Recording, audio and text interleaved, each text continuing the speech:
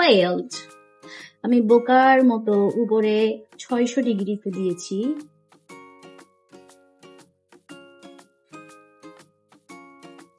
এবার আপনাদেরকে আসল গল্পটা বলি। বলার আগে আপনাদেরকে আমি আমার রেসিপিটা শেয়ার করি। এটা হচ্ছে মাড চকলেট কাপকেক। সো প্রথমে আমি 85 গ্রামের মতো চকলেট নিয়েছি। এরপর হচ্ছে আমি বাটার নিব অলমোস্ট 100 গ্রামের মতো। এখন আমি ড্রাই ইনগ্রিডিয়েন্টস গুলো রেডি করছি। এখানে 1 কাপ ময়দা নিব, এরপর হচ্ছে 1/3 spoon cocoa powder, 1 spoon baking powder আর অল্প লবণ। এরপর এটা ভালো করে চেলে নিব। চেষ্টা করবেন এখানে যেন কোনো একদম ভালো করে যেন 2-3 বার করে যেন আমরা এটা চেলে নিই, নাহলে কেকে এটা বোঝা যাবে। এরপর আমি এখন হচ্ছে এখানে আমি ড্রাই ইনগ্রিডিয়েন্টস এ পরে যা যা অ্যাড করব, এখানে হচ্ছে একটা ডিম এন্ড এখানে হচ্ছে 100 ml এর মতো দুধ নিয়েছি। 100 কি 85 ml এর মতো নিয়েছিলাম।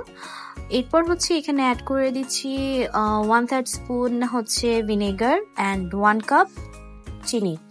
আপনারা যদি বাটার দিতে না চান, আপনারা চকলেটের মধ্যে অয়েলটা অ্যাড করতে পারেন। আর চকলেট যদি দিতে না চান, আপনারা চাইলে কোকো পাউডার দিয়েও করতে পারেন। বাট চকলেটটা অ্যাড করার পর এটা এক্স্যাক্টলি হট কেকের মাড কেকের মতোই হবে, একদম সেম। কোনো আপনি খেয়ে বুঝতেও পারবেন না, বরঞ্চ এটা মাড কেকের চেয়েও বেশি মজা হয়েছে। এরপর আমি চকলেট অ্যান্ড বাটারটা ডিমের সাথে অ্যাড করে ভালো মতো মিক্স করে নিব 3 থেকে 4 মিনিটের মতো। এরপর ড্রাই ইনগ্রিডিয়েন্টস এর সাথে আমি আমার চকলেটটা অল্প অল্প করে অ্যাড করব, একসাথে অ্যাড করব না। একসাথে অ্যাড করলে তখন দেখা যাবে আমার মিক্স করতে প্রবলেম হচ্ছে। ঠিক আমি সব ইনগ্রিডিয়েন্টস ভালো মতো মিক্স করতে হবে আমার থেকে 3 থেকে 4 মিনিট।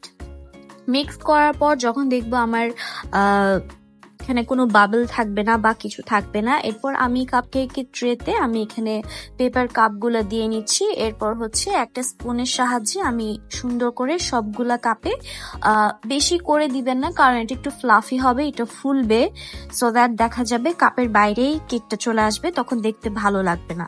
সো চেষ্টা করবেন একটু স্পেস রাখার জন্য, যেন এটা বেকিং এর সময় এটা যেন ঠিক মতো বেক হয়।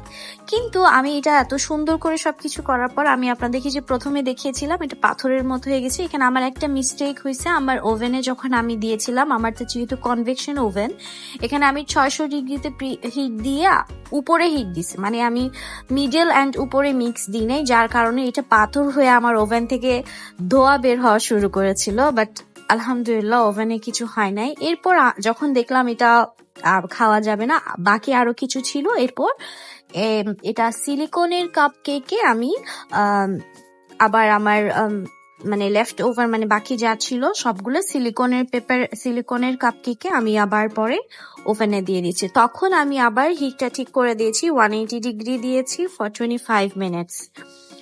অ্যান্ড এর পরের বার যখন দিয়েছি তখন কিন্তু একদম পারফেক্টলি হয়েছিল। ইগনোর মাই মেসি ব্যাকগ্রাউন্ড, কারণ আসলে বেকিং এর সময় এত জিনিস লাগে, আর যখন ভিডিও করি না অনেক নার্ভাস লাগে ঠিক মতো হবে কি না হবে না। দেখেন পরের গুলো একদম পারফেক্ট হয়েছে, এত সুন্দর অ্যান্ড এত ইয়ামি হয়েছিল, একদম পারফেক্ট ফ্লাফি, মুখে দেওয়ার সাথে সাথে মেল্ট হয়ে যাচ্ছিল। অ্যান্ড এটার সবকিছু আমি কোন পেজ থেকে আমার প্রোডাক্ট গুলা নিয়েছি আপনাদেরকে এখানে আমার ভিডিওতে মেনশন করে দিব।